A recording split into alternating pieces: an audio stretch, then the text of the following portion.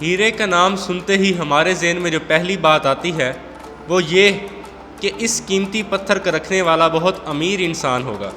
یقیناً ایسا ہی ہے، لیکن کیا آپ جانتے ہیں کہ دنیا کا سب سے بڑا ہیرا کون سا ہے اور یہ اب کہاں ہے؟ اگر نہیں تو چلے ہم آپ کو بتاتے ہیں۔ آپ نے کوہ نور ہیرے کے بارے میں سنا ہوگا۔ آج ہم اسی ہیرے کی تاریخ آپ کو بتائیں گے۔ کوہ نور دنیا کا سب سے بڑا اور پرانے ہیروں میں سے ایک ہے۔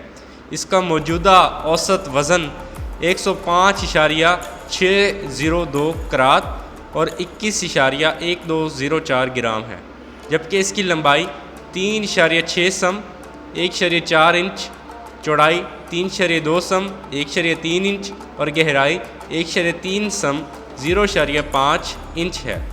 رنگ کے اعتبار سے یہ بے رنگ ہے۔ اس کی ساخت قدرے بیضوی یعنی انڈے کی طرح ہے، جبکہ اس سے پہلے اس کا وزن تقریباً 38.2 گرام تھا۔ اس کی خوبصورتی اور چمک کو بڑھانے کے لیے اسے تراش کر مختصر کر دیا گیا اور اسے ملکہ برطانیہ کے تاج کی زینت بنا دیا گیا۔ یہ ہیرا مغل مورنما تخت کا حصہ بھی رہا ہے۔ ایک اندازے کے مطابق یہ ہیرا 4000 سال پرانا ہے اور یہ دریائے کرشنا کے کنارے کولار کی ایک کان سے نکالا گیا تھا، جو کہ گولکنڈا میں واقع تھا، جس کا موجودہ نام آندھرا پردیش ہے، جو کہ انڈیا کا ایک حصہ ہے۔ کوہ نور کو مردوں کے لیے منحوس سمجھا جاتا رہا ہے، کیونکہ اس کے حصول کے لیے برصغیر کے بادشاہوں میں بہت سی لڑائیاں ہوئیں۔ اس وجہ سے برطانیہ کے شاہی خاندان کے مردوں کو اسے پہننے کی وجہ سے تنقید کا سامنا رہا، اس لیے اسے زیادہ تر خاندان کی عورتوں نے ہی پہنا۔ اس ہیرے کا تاریخی تذکرہ مغل سلطنت کے بانی بابر کی کتاب میں ملتا ہے۔ بابر کی کتاب کے مطابق یہ ہیرا دہلی سلطنت کے خلجی خاندان دوسرے حکمران علاؤ الدین خلجی نے 14ویں صدی کے آغاز میں اس وقت حاصل کیا جب اس نے جنوبی ہند کی ریاست کا قاتیہ پر قبضہ کر لیا۔ بعد میں سلطانی سلطنت کے بعد آنے والے لڑائی میں کامیاب بادشاہوں کو انعام میں ملتا رہا۔ بابر کو کوہ نور 1526 عیسوی میں پانی پت کی جنگ میں دہلی اور آگرہ فتح کرنے پر خراج تحسین کے طور پر ملا۔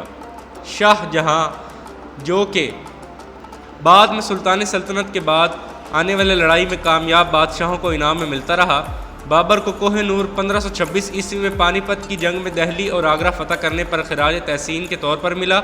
پھر شاہ جہاں، جو کہ مغل سلطنت کا 5واں شہنشاہ تھا، اس نے اپنے تخت میں جڑوایا۔ 1658 عیسوی میں اس کے بیٹے اورنگ زیب نے بیمار بادشاہ کو آگرہ قلعہ تک محدود کر دیا اور کوہ نور کو اپنے قبضے میں لے لیا۔ اورنگ زیب کے قبضے کے دوران اس نے ایک جواہر کو یہ ہیرا دیا تاکہ اس کو ایک خوبصورت شکل دے، مگر بورجیا جو کہ جواہر تھا اس کی لاپرواہی کی وجہ سے ہیرے کا وزن 37.2 گرام رہ گیا۔ اس وجہ سے اسے 10,000 روپے کا جرمانہ ادا کرنا پڑا، لیکن حالیہ تحقیق کے مطابق یہ واقعہ درست نہیں ہے۔ 1739 میں فارس کے شہنشاہ نادر شاہ نے دہلی پر حملہ کر کے مغل سلطنت کو شکست دے دی اور ان کی دولت کو بھی لوٹ لیا۔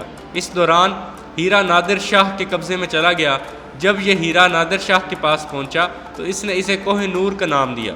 1747 عیسوی کو جب نادر شاہ مارا گیا تو اس کی سلطنت کا خاتمہ ہو گیا تو کوہ نور اس کے پوتے کے پاس چلا گیا۔ 1751 میں حمایت کے بدلے سے افغان سلطنت کے بانی احمد شاہ دورانی کو دے دیا گیا۔ بعد میں یہ احمد شاہ کی اولاد میں سے ایک شخص جس کا نام شجاع شاہ دورانی تھا، اس نے اسے ایک کڑے میں جڑ کر پہن لیا۔ 1809 میں جب شجاع شاہ دورانی حکومت کا تختہ الٹا تو وہ بھاگ کر لاہور چلا گیا۔ وہاں رنجیت سنگھ نے اسے اپنی مہمان نوازی کے عوض اسے دینے پر زور دیا اور 1813 میں اسے قبضے میں لے لیا۔ رنجیت سنگھ نے لاہور کے ایک جواہری سے 2 دن اس کا معائنہ کروایا۔ وہ اس کشمکش میں تھا کہ شجاع نے اسے دھوکہ دیا۔ جب اسے یقین ہو گیا کہ یہی اصلی کوہ نور ہے تو اس نے شجاع کو 1,25,000 روپے دیا۔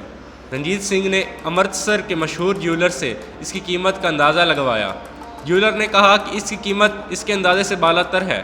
پھر رنجیت سنگھ نے اسے اپنی پگڑی کے سامنے جڑوا لیا اور اسے خاص موقعوں پر ہی پہنتا تھا۔ جب رنجیت سنگھ نے اسے سابقہ مالک شجاع اور اس کی بیوی کو اس کی قیمت کا اندازہ لگانے کو کہا تو شجاع کی بیوی بیگم وفا نے کہا کہ اگر ایک طاقتور آدمی گھوم کر چاروں اطراف میں عمودی سمتوں میں پتھر پھینکے اور اس پتھر کے حصار میں جتنا بھی رقبہ آئے اس سارے کو اگر سونے اور قیمتی جواہرات سے بھر دیا جائے تو بھی کوہ نور کی قیمت زیادہ ہوگی۔ اب رنجیت سنگھ کو کوہ نور کے چوری ہونے کا یقین ہو گیا تھا، کیونکہ ماضی میں بھی اس کے کئی قیمتی جواہرات چوری ہو گئے تھے، اس لیے اس نے کوہ نور گوہ بند گڑھ کے ایک قلعہ میں سخت پہرے میں رکھا تھا۔